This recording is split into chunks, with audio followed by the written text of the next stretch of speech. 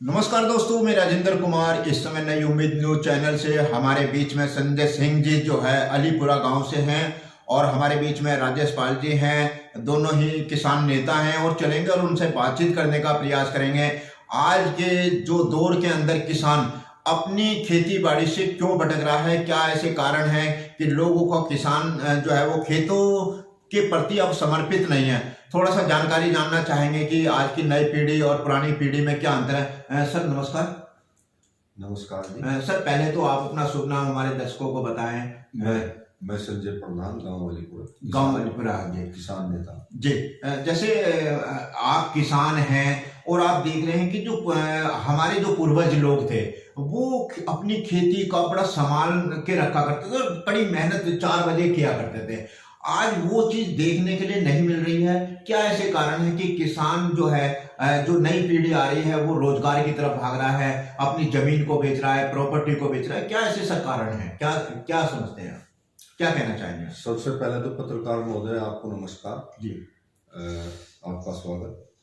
और रही बात आपने जो प्रश्न किसान का किया है, जी, किसान वास्तव में आज पूरी तरह से भटक गया है अपनी खेती से।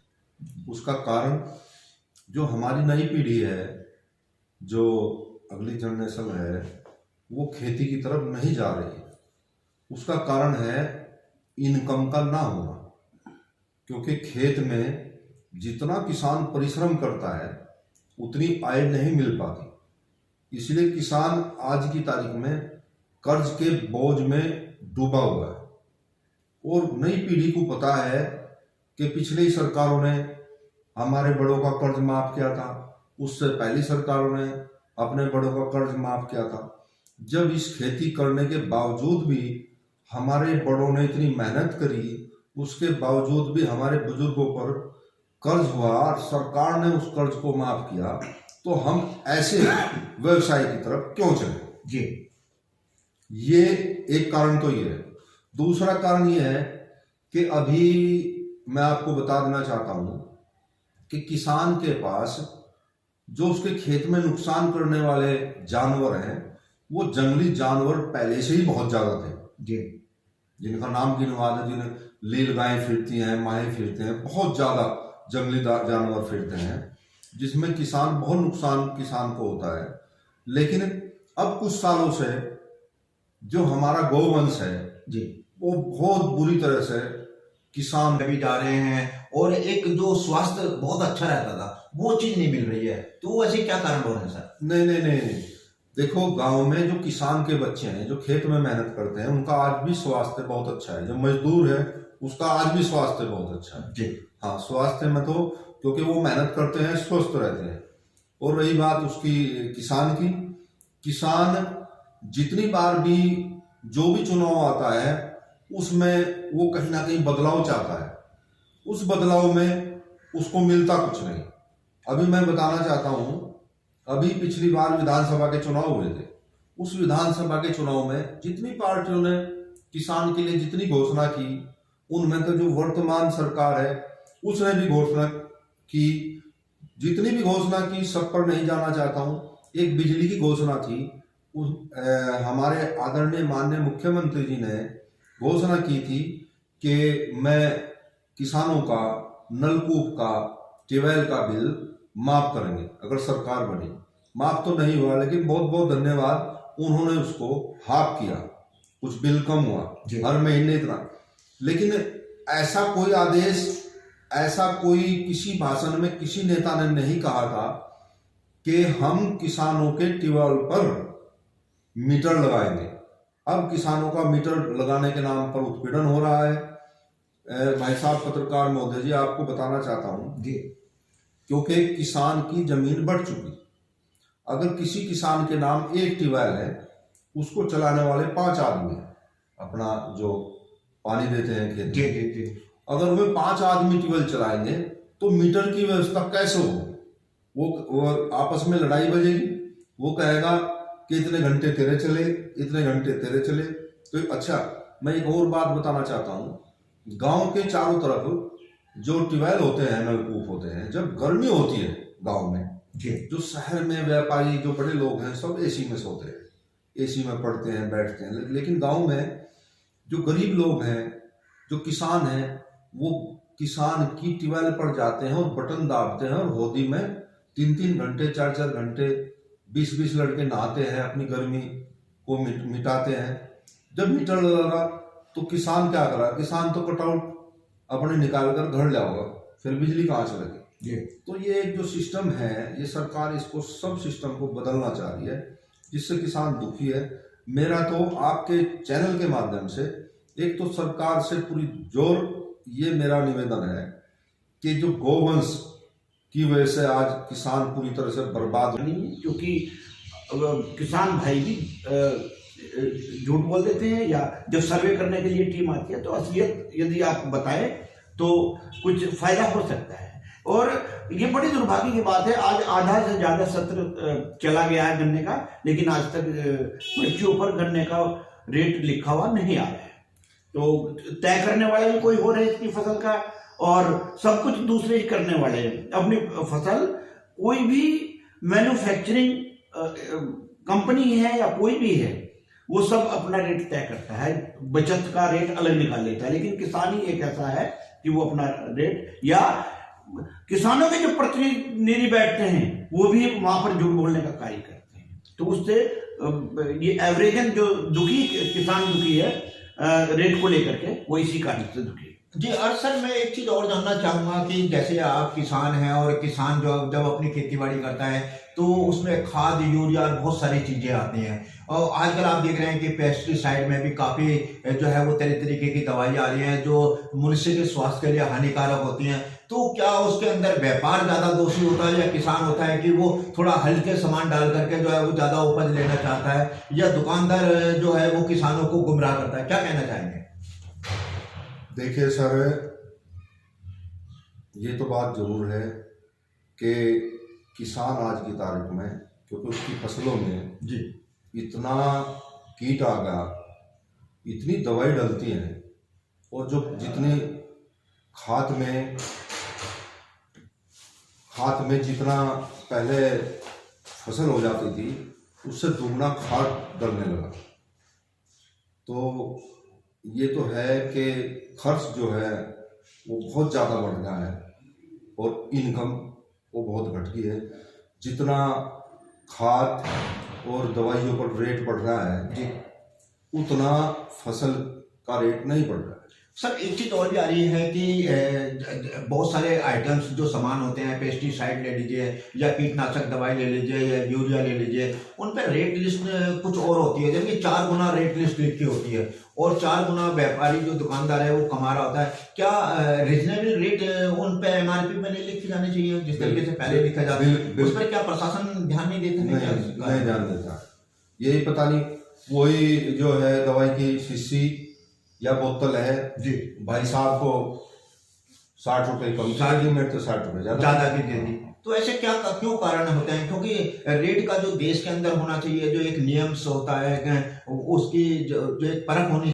एक तो सरकार से पूरी जोर ये मेरा निवेदन है कि जो गौवंश की वजह से आज किसान पूरी तरह से बर्बाद होने की कगार पर है, इसका कुछ ना कुछ उपाय किया जाए। गोवंश का मतलब किस तरीके से? जैसे गोवंश कुछ जैसे जितने भी गोवंश बछड़े हैं जी, या जो खराब गायें हैं जो दूध नहीं देती, उसको सब जो है रस्सा खोलकर वो उस गांव में छोड़ जाता है, में छोड़ देते हैं। दूसरे गांव का आदमी दूसरे गांव में छोड़ जावे, वो सारे के सारे जंगल में किसान की फसल खा रहे जी। और एक वो जो आज की एक जो पीढ़ी है, मेरा एक सवाल और भी है कि आप देख रहे हैं कि लोग अपनी ज्यादातर खेती जमीनों को बेचने का काम कर रहे हैं। बिल्कुल। और ये बेच करके जो है लोग प्लाटों में या कुछ और बिजनेस में लगा रहे हैं। तो क्या ये जो आने वाली पीढ़ी है उसके लिए नुकसानदायक है? ये आने वाली पीढ़ी के लिए बहुत बड़ा नुकसानदायक है, क्योंकि जो किसान की आज हालत है वो सरकार की, मैं इस सरकार को दोष नहीं दे रहा हूं जी, जितनी भी भारतवर्ष के अंदर सरकारें रही, वो किसान के लिए उनकी कोई नीति आज तक नहीं बनी। इसलिए किसान के बच्चे अपनी खेती से भटक रहे हैं। किसान के बच्चे ग्रेजुएशन करने के बाद किसी प्राइवेट फैक्ट्री में 10,000 12,000 महीने की जॉब करने के लिए तैयार है, क्योंकि वो खेत में जाने के लिए तैयार नहीं। उसका कारण क्या है कि खेत में उसने, जब लोग घर में पढ़कर सोते हैं, रात को जब पाला पड़ता है, लोग घर में पढ़कर सोते हैं, उस टाइम पे किसान का बच्चा जब खेत में पानी चलाता है और जब उसके धान होते हैं और वो उस उठाकर लिए फिरता है, क्योंकि धान का समर्थन मूल्य फसल का नहीं है।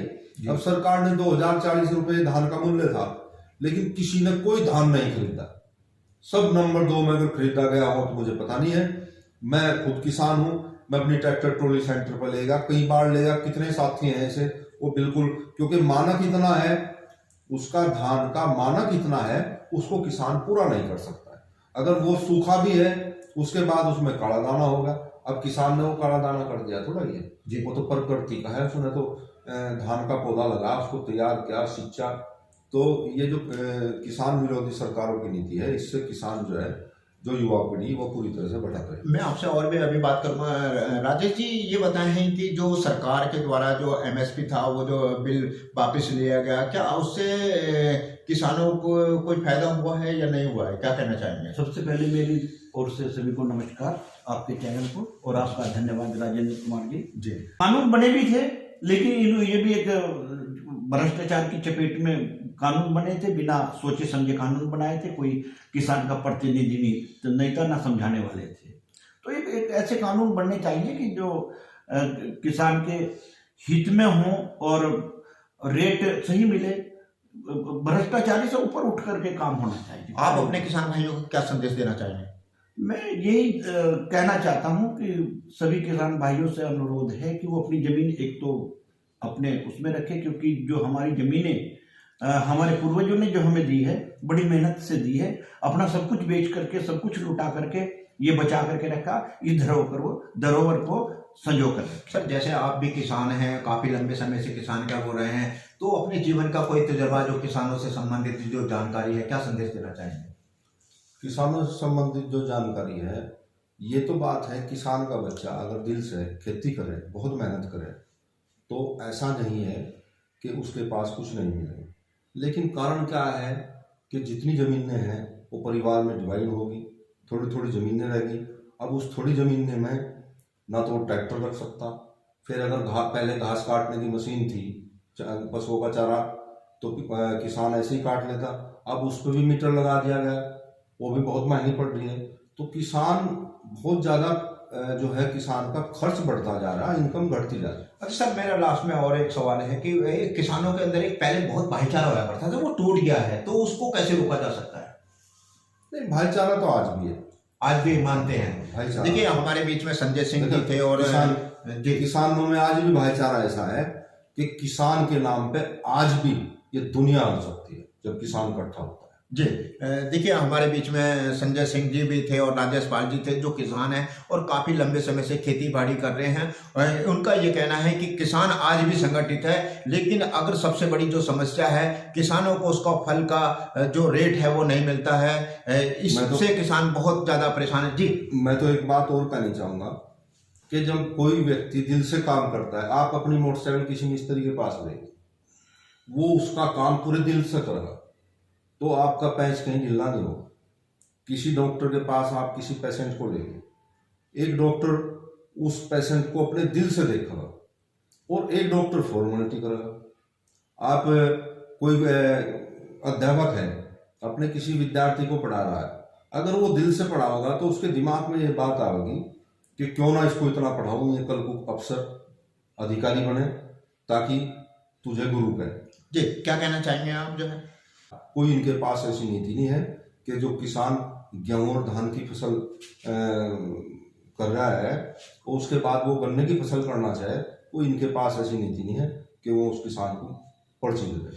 सर, आप क्या कहना चाहेंगे कि किसानों के जो समर्पित जो योगदान है, जिस तरीके से पहले मार्केट में किसान जो है वो अपना खुले में सामान बेच लिया करता था, अब कई बार उन पे जो है वो छापे पड़ते हैं या कोई नुकसान होता है, तो उस पर और थोड़ा क्या कहना चाहेंगे? नहीं, ऐसा नहीं है कि किसान बेच तो लेता है, लेकिन उसका मूल्य मिले। सरकारी यदि कोई भी खरीद आती है तो सरकारी तो ले नहीं चाहती, इतने मानक हैं, किसी में नमी बता देते हैं, किसी में काला दाना बता देते हैं, कोई सूखा है, कोई गीला है, ये कह करके किसान को परेशान किया जाता तो है। मंडियों के अंदर आप देख रहे हैं कि मंडियों में जो व्यापारी होते हैं, क्योंकि सारा सामान ज्यादातर जो है वो मंडियों में जाता है, मंडी में व्यापारियों की एक मनमानी हो जाती है, बिल्कुल। तो उसको कैसे मानक के रूप में रोका जा सकता है? देखिए, एक सरकार की ऐसी नीति होनी चाहिए इनके ऊपर, और कानून बने भी थे, लेकिन ये भी एक भ्रष्टाचार की चपेट में कानून बने थे, बिना सोचे समझे कानून बनाए थे, कोई किसान का प्रतिनिधि नहीं था, ना समझाने वाले थे। तो एक ऐसे कानून बनने चाहिए कि जो किसान के हित में हो और रेट सही मिले, भ्रष्टाचारी से ऊपर उठ करके काम होना चाहिए। आप अपने किसान भाइयों को क्या संदेश देना चाहेंगे? मैं यही कहना चाहता हूं कि सभी किसान भाइयों से अनुरोध है कि वो अपनी जमीन एक तो अपने उसमें रखें, क्योंकि जो हमारी जमीनें हमारे पूर्वजों ने जो हमें दी है, बड़ी मेहनत से दी है, अपना सब कुछ बेच करके, सब कुछ लुटा करके ये बचा करके रखा, ये धरोहर को संजो कर रखा। सर, जैसे आप भी किसान हैं, काफी लंबे समय से किसान क्या हो रहे हैं, तो अपने जीवन का कोई तजुर्बा जो किसानों से संबंधित जो जानकारी है, क्या संदेश देना चाहेंगे? किसानों से संबंधित जो जानकारी है, ये तो बात है, किसान का बच्चा अगर दिल से खेती करे, बहुत मेहनत करे, तो ऐसा नहीं है कि उसके पास कुछ नहीं मिलेगा। लेकिन कारण क्या है कि जितनी ज़मीनें हैं वो परिवार में डिवाइड होगी, थोड़ी थोड़ी ज़मीनें रहेगी। अब उस थोड़ी ज़मीनें में ना तो वो ट्रैक्टर रख सकता, फिर अगर पहले घास काटने की मशीन थी, पशुओं का चारा, तो किसान ऐसे ही काट लेता। अब उस पर भी मीटर लगा दिया गया, वो भी बहुत महंगी पड़ी। लील गायें फिरती हैं, माहे फिरते हैं, बहुत ज़्यादा जंगली जानवर फिरते हैं, जिसमें बहुत नुकसान किसान को होता है। लेकिन अब कुछ सालों से जो हमारा गौवंश है जी, वो बहुत बुरी तरह से किसान को बर्बाद कर दिया। मैं अपनी बात बताऊं कि इस साल कम से कम 10 से 15 बीघा जो धान है वो मेरा चढ़ लिया गया। तो अगर एक किसान मध्यम वर्गी या छोटा किसान है, वो उसने धान लगाए या उसने गेहूं बोए, तो अगर वो अपने खेत पर बैठा रहेगा, किसान को खेत के अलावा कुछ ना कुछ और काम भी करना पड़ेगा जब उसकी आय चलती है।